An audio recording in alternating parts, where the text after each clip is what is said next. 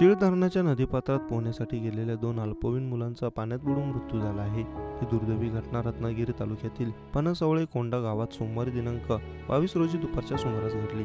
तनिष्क अक्षय आंबेकर वय वर्ष 8 आणि स्मित वासुदेव आंबेकर वय वर्ष 7 अशी मृत मुलांची नावे आहेत। या घटनेने परिसरातून हळहळ व्यक्त होत आहे। स्मिता हा अंगणवाडीत शिकत होता तर तनिष्क हा पहिलीत शिकत होता। सोमवारी दुपारी 1:15 वाजेच्या सुमारास दोघेही आपल्या घरी शाळेत चित्रकलेच्या स्पर्धेसाठी जात असल्याचे सांगत घराबाहेर पडले। मात्र शाळेत न जाता त्यांनी थेट धरण परिसरात नदीपात्र गाठले। नदीपात्राकडे जात असताना गावातील एका व्यक्तीने त्यांना हटकलं, परंतु दोन्ही चिमुकले ग्रामस्थांची नजर चुकवून पुन्हा धरणाच्या दिशेने गेले। नदीपात्रात असलेलं पाणी पाहून दोन्ही चिमुकल्यांना पोहण्याचा मोह आवरला नाही। दोघांनी पाण्यात उड्या घेतल्या, मात्र पोहता येत नसल्याने दोघेही पाण्यात बुडू लागले।